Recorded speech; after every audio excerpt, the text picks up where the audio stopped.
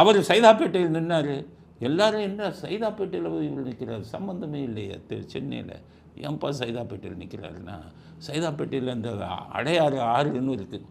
இந்த தமிழ் மழை பெஞ்சதுன்னா சென்னையில் அதெல்லாம் அப்படியே வெள்ளமெல்லாம் அப்படியே அடையாறு ஆற்றில் போய் கடலில் கிடக்கும். என்ன பண்ணார் ஐடியா, இந்த அடையாறு ஆறுன்னு இருக்க, 2 பக்கமும் நல்ல மேட்டு பகுதிகளாக இருக்க, இங்கே பூரா குடிசையை போட்டு நம்ம இல்லாத ஆளை ஓட்டு சீட்டில் சேர்த்துக்கலாமே. அவன் திமுககாரனை கூப்பிடுவார், இந்த குடிசை உனக்கு, நீ எடுத்துக்கலாம், யாரையாச்சும் விட்டு வாடகை. ஆனால் அந்த குடிசையில் யார் இருக்காங்கிற பேரெல்லாம் நான் சொல்கிற பேர் தான் கொடுக்கணும், அதில் இல்லாத ஆள் பேர் இருக்கணும்.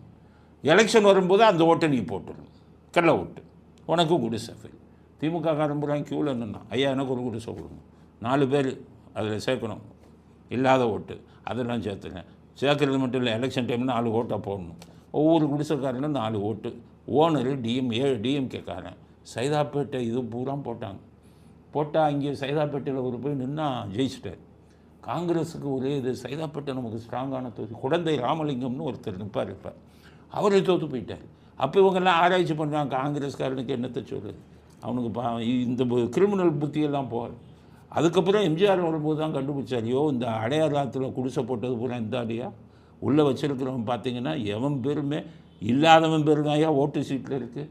அப்புறம் ஏடிஎம்கே இது பண்ணும்போது எம்ஜிஆர் வச்சு ஆளை வச்சு விசாரிச்சார், கேட்டால் எவனுக்குமே ஓட்டு இல்லை, ஆனால் அங்கே இல்லாதவன் பேர் பூரா ஓட்டு. இப்படி என்னென்ன இதில் இந்த கள்ள ஓட்டை பண்ணுவாருன்னு தெரியாது. இப்போ பாருங்கள் எவ்வளவோ ஓட்டு, அப்போல்லாம் ஓட்டர் ஐடி இல்லை, சும்மா பேரை சொல்லுவாங்க, அடையாளம் இதெல்லாம் கிடையாது. அப்போ இந்த வேலை பண்ணி இப்போ ஓட்டர் ஐடி வந்துருச்சு, ஆதார் கார்டு வந்துருச்சு, ஆனால் ஃபுல்லாக கள்ள ஓட்டு. எப்படி தான் போடுறாங்க அப்படின்னா, நான் என்ன சொல்கிறேன், 67லேருந்து நான் பார்க்குறேன், 60 வருஷமாக அந்த கள்ள ஓட்டை திமுககாரன் போட்டுக்கிட்டு இருக்கான். அப்போ அரசாங்கம் என்ன பண்ணணும், கள்ள ஓட்டை தடுப்பதற்கு என்ன வழின்னு யோசிக்கிறானா? வெளிநாடுகளெல்லாம் கள்ள ஓட்டு போட முடியுமா? அங்கே ஒரு கருணாநிதி இல்லை, அங்கே ஒரு ஸ்டாலின் இல்லை.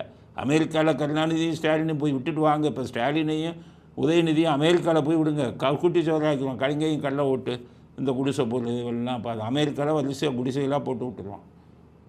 ஆனால் இவ்வளவு வருஷமாக 60 வருஷமாக நடந்துக்கிட்டு இருக்கையா அந்த கள்ள ஓட்டு வெளிநாட்டில் இல்லை, நீ ஏன் இது பண்ணன்னா, வெளிநாடுகளெல்லாம் கைரேகை வச்சிடறான்.